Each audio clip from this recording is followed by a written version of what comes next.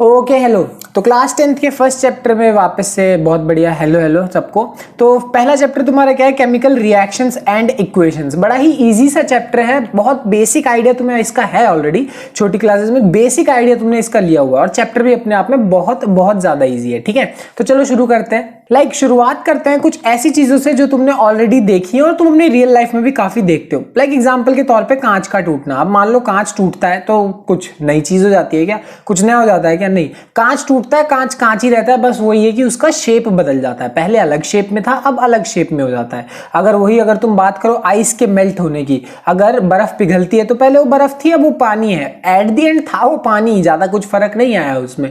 ठीक है, अगर तुम बात करो बालों को काटने की, तो बाल को भले ही काट दिया, तो पहले अब लंबे बाल थे, अब छोटे बाल है, पर बाल बाल ही रहेंगे, वो बदल नहीं जाते। उनके अंदर कोई अंदरूनी रूप से बदलाव नहीं आता है कि नहीं। और वही अगर मैं बात करूं कागज को फोल्ड कर दो, चलो अब कागज को फोल्ड कर दिया, कागज तो कागज ही रहा, कुछ भी कर लो तुम, कागज तो कागज ही रहने वाला है। तो इन सारी बातों से मैं कहना क्या चाहता हूं, ये सारे के सारे कुछ इस तरीके के चेंज हैं, ऐसे चेंज है जो मतलब उनके अंदरूनी रूप से बदलाव नहीं आ रहा है, अंदर से बदलाव नहीं आ रहा है। ये बदलाव कहां से आ रहा है? बाहरी तौर पे, बाहरी रूप से बदलाव आ रहा है। इनको हम क्या बोलते हैं? फिजिकल चेंज बोलते हैं। और ये तुमने जाना हुआ है, और नहीं भी पता तो मैंने बता दिया, कितनी सिंपल सी चीज है। ये जो चेंज है इसको क्या बोला जाएगा? Physical change.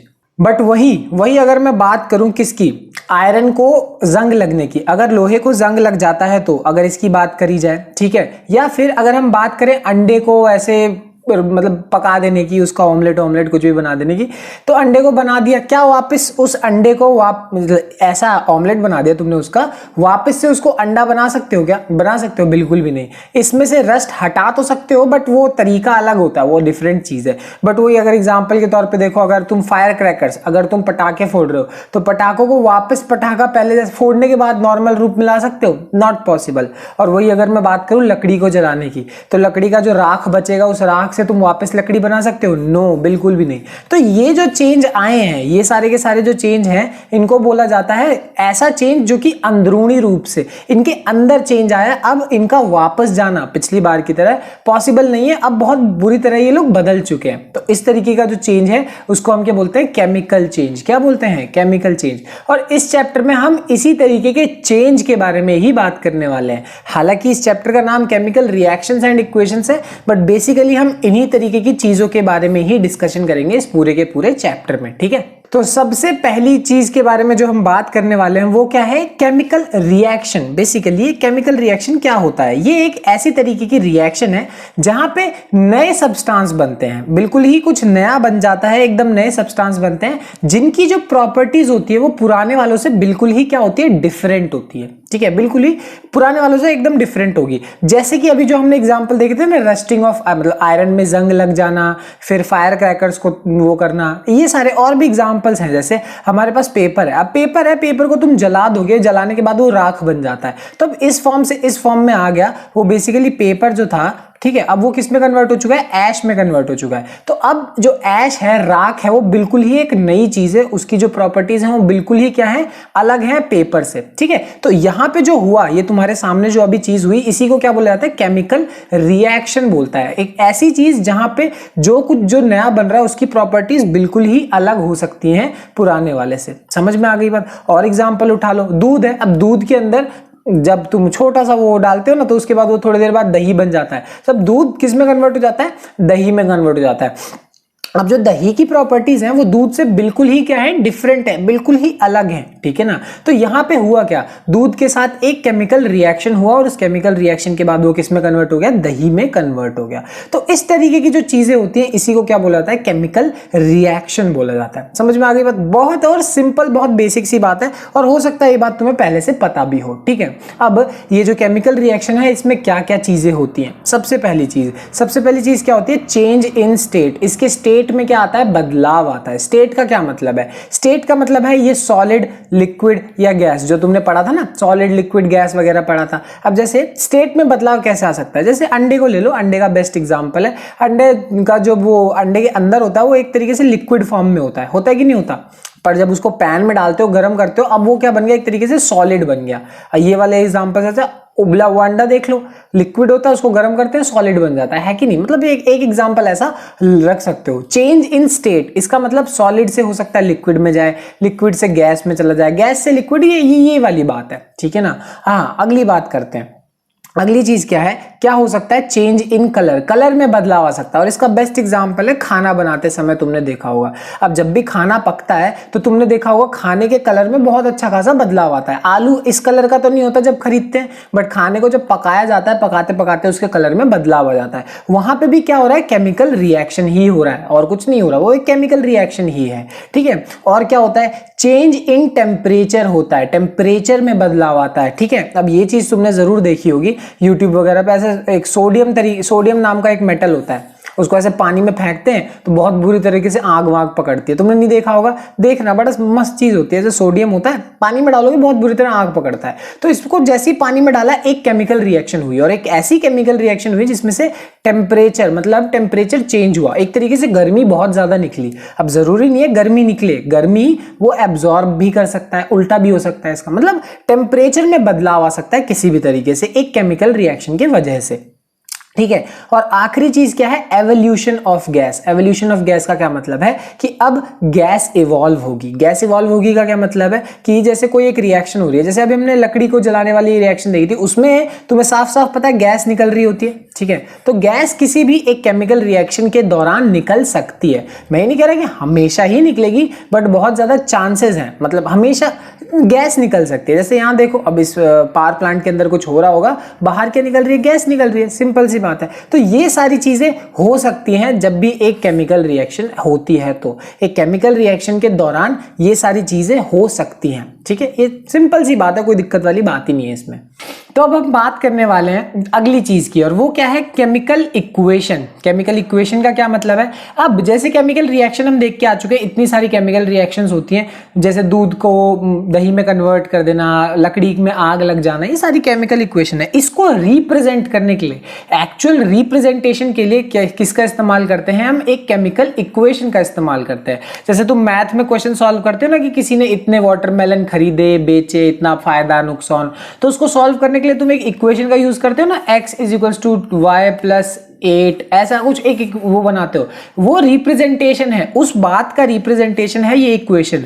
वैसे ही ये जो अभी हमने रिएक्शंस देखी ना, पीछे जितनी सारी रिएक्शन देखी, जंग लग जाना हो गया, फायरवर्क्स वाला हो गया, जितनी भी रिएक्शन देखी, उसको रिप्रेजेंट करने के लिए हम एक चीज का इस्तेमाल करते हैं, और वो क्या है, केमिकल इक्वेशन। अब इस केमिकल इक्वेशंस को कैसे दिखाया जाता है, कुछ इस तरीके से, ठीक है। होता क्या है कि एक एरो लगाया जाता है, इस एरो के लेफ्ट में कुछ चीजें होती हैं और इस एरो के राइट में कुछ चीजें होती हैं, ठीक है। सिचुएशंस के हिसाब से कितनी चीजें लेफ्ट में होंगी, कितनी चीजें राइट में होंगी, ये चेंज होगा, बट मेन चीज यही है कि बीच में एक एरो होता ही होता है, ठीक है। अब ये एरो के लेफ्ट में क्या होता है, राइट में क्या होता है, ध्यान से सुनो। उसके लेफ्ट में बहुत ही इंपॉर्टेंट चीज होती है, और उसको हम क्या बोलते हैं, रिएक्टेंट्स। मतलब इस एरो के लेफ्ट में जो तुम्हें दिख रहे हैं ना, ए और बी, ये बेसिकली क्या है, रिएक्टेंट्स है।